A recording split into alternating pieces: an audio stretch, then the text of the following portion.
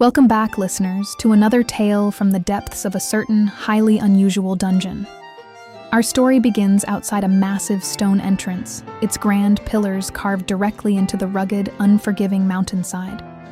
Approaching this imposing, shadowy gateway is a seemingly ordinary young boy, his sword already drawn and hanging casually at his side. Without a hint of fear or hesitation, he looks up at the towering cavern and simply mutters, "All right, another day, another clear."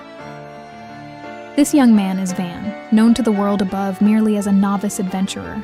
However, Van harbors a massive, heavily guarded secret.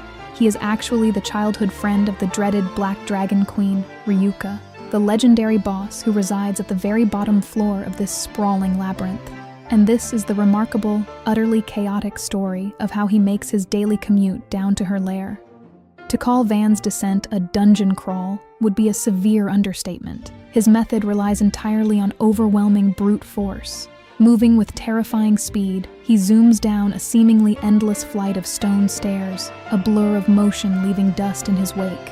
At the bottom, a heavily armed welcoming committee of monstrous guards, including heavily muscled orcs and reptilian beasts, stand ready with shields and weapons. One spots him and shouts, "He's here!" while another barks, "Don't falter! Meet him head-on!" But they are no match for his momentum. With a single, devastatingly swift dash, Van slashes entirely through their ranks, leaving the monsters groaning in defeat before they can even swing their blades. Continuing his sprint, he arrives at a sturdy stone door covered in intricate magical circuitry, clearly meant to be a complex puzzle. Barely slowing his pace, Van doesn't even attempt to solve it. He simply raises his sword and completely smashes through the solid stone wall, shattering the puzzle door into pieces with a deafening crash. Having cleared the immediate obstacles, Van drops his weapon to his side and begins walking calmly down the dark corridors, his mind entirely elsewhere. He is casually making plans for his playdate, thinking to himself, "I wonder what Ryuka wants to do today. Maybe chess or cards. Fishing at the lake on the 85th floor could be fun." Meanwhile, completely unaware of his relaxed demeanor, a shadowy figure lies in wait. Van arrives on the 27th floor, which takes the form of a cavernous, rocky environment. Hidden behind a jagged rock formation is a woman with striking black horns and wings, cloaked in the shadows. Listening to his approaching footsteps echoing off the cave walls, she smiles wickedly to herself and whispers, "He's here. That adventurer. Foo, you're mine." Suddenly, a piercing scream echoes through the cave. Van stops dead in his tracks, his eyes widening slightly as he registers the sound of a woman in distress. Rushing toward the source of the noise, Van discovers a young blonde woman sitting helplessly on the rocky floor. Her clothes are torn into mere rags, and she looks up at him with tear-filled eyes, pleading weakly for help. Van approaches cautiously and asks, "Are you all right?" The woman lets out a pathetic sob, shooting him a covert, calculating glance from beneath her eyelashes as she spins her tragic tale. "I was attacked by monsters and stripped," she cries. "My companions abandoned me." Van stares down at her, completely unfazed and remarkably deadpan. Reaching into his pouch, he pulls out a handful of medicinal plants, hands them to her, and says bluntly, "Wow, sorry to hear that. You can use these healing herbs if you want. Well, take care." With that, he immediately turns on his heel and begins walking away, leaving the woman utterly shocked. What? Wait! She stammers in a sheer panic as her carefully laid trap threatens to walk right out the door. Thinking quickly, the woman forces a wicked, triumphant smile, convinced that everything is still going exactly according to plan. Throwing herself forward, she aggressively wraps her arms tightly around Van's arm, pressing herself against him. She thinks to herself, "There's not a boy alive that wouldn't fall for me if I keep clinging to them like this." Putting on her best desperate act, she begs, "You can't leave me alone like this. Please at least take me to the entrance." Van, looking mildly inconvenienced rather than charmed, mutters, "Ryuka's waiting, but I guess it can't be helped." Before the woman can process what is happening, Van unceremoniously bends down, scoops her up, and hoists her over his shoulder like a sack of potatoes, simply saying, "Upsy daisy." She kicks her legs in the air, yelling in protest as he carries her. "Put me down. Don't treat me like luggage," she demands. Van calmly replies, "Look, we can make it back in 1 minute if I run like this." Realizing the sheer terrifying speed he intends to use, the woman goes pale, thinking, "This is the 27th floor though? I don't think my body could take it." She desperately tries to calm herself down, reminding herself not to get swept into his chaotic pace. The woman glares intensely at the back of Van's head, her true nature boiling just beneath the surface. She is Succubus, a succubus, a monster explicitly designed to lure men in and devour their life energy. In her mind, she vows, "I will absolutely defeat this troublesome adventurer. I'll show the Lady Dragon Queen that I can be useful." Changing her tactics, she slips off his shoulder and tries to act exhausted, panting heavily while striking a seductive pose. "I'm rather tired," she whispers breathlessly. "I don't want to go home yet tonight." Van stares back at her with half-lidded, utterly unamused eyes. "It's noon," he points out coldly. Her seductive facade instantly shatters. Succubus loses her temper completely, screaming at him, "Geez, read the mood a little. This is why you're not popular. I bet you don't even have any friends, let alone a girlfriend." Van recoils slightly, genuinely offended, muttering, "Why are you insulting me after asking for my help? I have friends."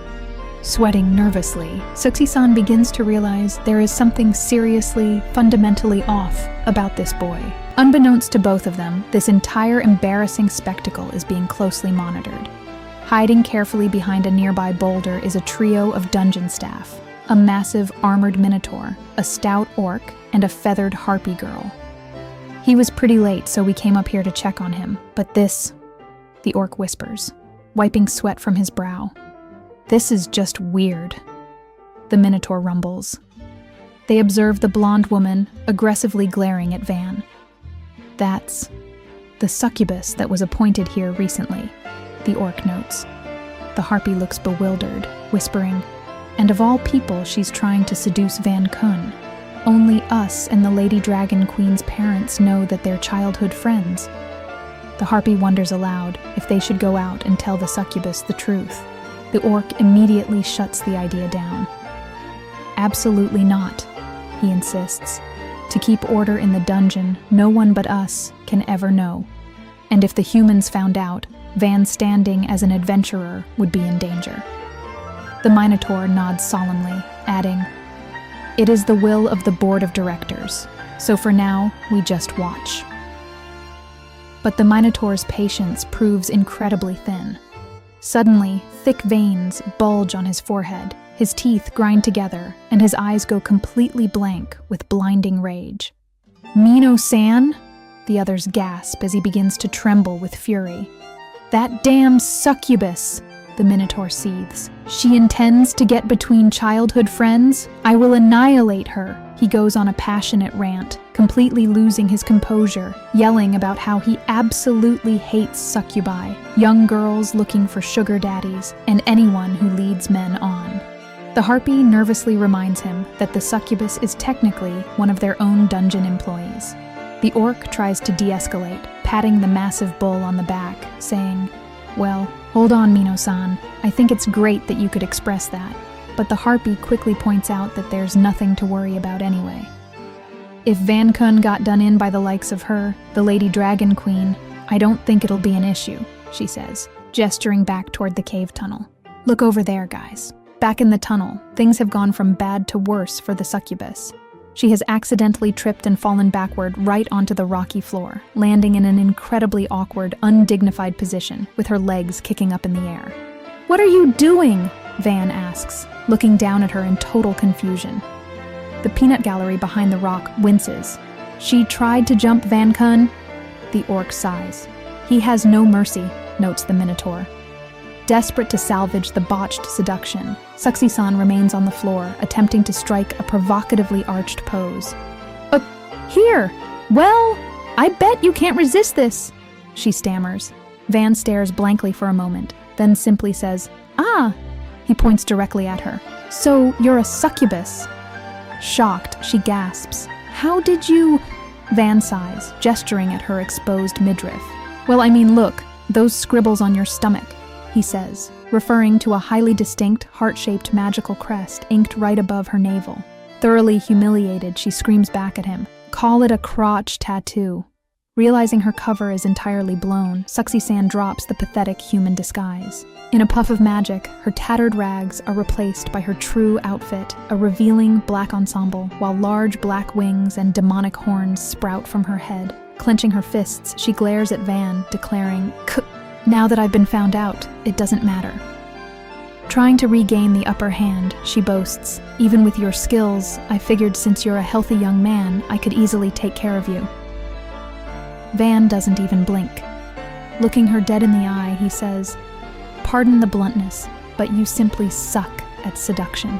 That single, brutal sentence shatters her completely. All the fight drains out of her, and she collapses into a tight, trembling ball on the cave floor. "You didn't have to actually say it," she wails, hiding her face. "I'm already well aware." Van suddenly looks quite guilty, murmuring a soft apology as she begins bowing her head into the dirt, crying uncontrollably. Between heaving sobs, the pitiful demon confesses, "No matter what I try, I always fail. I've been fired from so many dungeons. This was the only one willing to hire me." She looks up, tears streaming down her face. "So in order to keep my place here, I have to use every trick I know." Abandoning all pride, Succubus throws herself at Van, clutching desperately at his shirt. "Please give me your life essence," she begs, completely dissolving into tears. Van physically recoils, visibly sweating as he tries to pry her off. "If I don't reach my quota, I'll get fired from this dungeon too!" she cries. The trio behind the rock watches in absolute disbelief as the demon tries to literally persuade him through sheer, pathetic crying. The harpy squints at the blubbering monster and asks, "Orkun, how old is she?" The orc replies, 27, I think. The 24-year-old harpy looks horrified, realizing the succubus throwing a toddler tantrum is actually older than her. But for the Minotaur, this is the final straw. His face contorts in absolute revulsion. He imagines the Lady Dragon Queen, Van's true companion, ever being reduced to such a pathetic state, and his romantic ideals violently clash with reality. Grinding his massive teeth together, the Minotaur roars, "I can't take it! No! More!" Bursting out from behind the rock, the massive armored Minotaur charges into the cavern, wielding a battle axe nearly the size of Van himself. "Enough is enough!" the beast bellows, his booming voice echoing off the walls. "We don't need any more heroines." Both Van and the succubus jump in surprise. "That's Mino-san from the board!" Succubus squeaks. Without hesitation, the Minotaur leaps high into the air, bringing his tremendous axe down toward them with a terrifying roar. But Van barely even shifts his stance. With an explosive burst of speed and power, Van swings his sword upward. There is a deafening crash as metal meets metal, and with just a single, effortless parry, Van sends the gigantic Minotaur flying backward through the air. The succubus screams in sheer terror, covering her head as the heavily armored monster crashes violently into the rocky ground. Slowly opening her eyes, she peeks out to see the Minotaur lying flat on his back, utterly defeated in just one strike. Panting, the Minotaur gasps out, "Very well. By defeating me, you have earned the right to pass. Therefore," still lying flat on the dirt, the Minotaur dramatically points a massive finger down the tunnel, yelling, "Get going! The Lady Dragon Queen awaits!"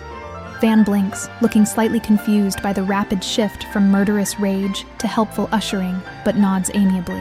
"Understood, Mino-san," Van says, sheathing his sword. Turning to the baffled succubus, he politely adds, "Don't chase after me anymore, okay, Ms. Succubus?" before jogging off down the corridor. Suki-san turns to the fallen giant, completely bewildered. "But why did you let him pass?" she asks. "He'll definitely make it to the Lady Dragon Queen."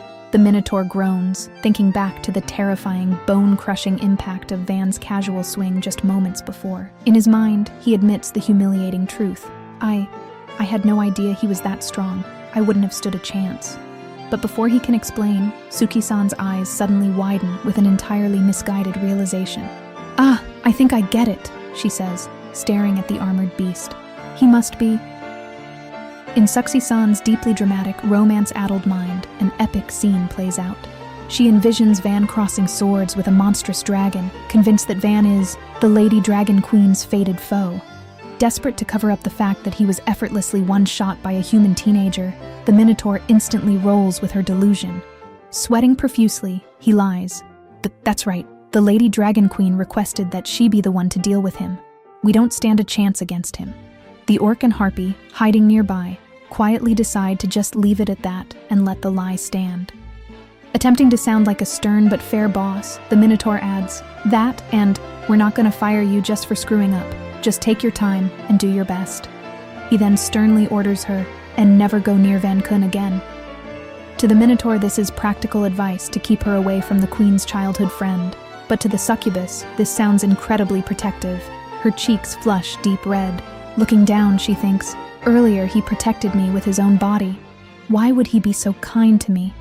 She looks back up at the sweaty, terrified Minotaur with a lovesick gaze, utterly convinced of her own delusion. I'm certain of it, she thinks, her heart racing. This bull has a thing for me.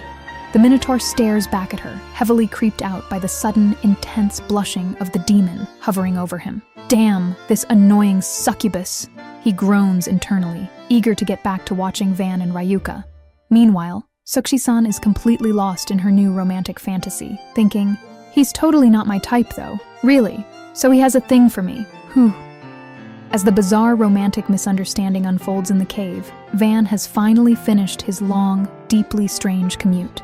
He emerges into the bottom floor of the dungeon, looking utterly exhausted as he lets out a massive sigh. Waiting for him is the Black Dragon Queen herself, Ryuka, appearing in a cute, humanoid form with white hair and small dragon horns. She waves a hand, calling out, "Hey, took you long enough."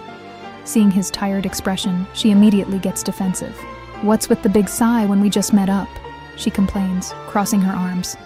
Van manages a weak, tired smile, his mind flashing back to the weeping succubus and the overprotective Minotaur. "Nah, I'm just relieved," he answers honestly. Ryuka just stares back at him, completely unaware of the absolute madness that takes place in her dungeon on a daily basis, and simply huffs, "I don't get you."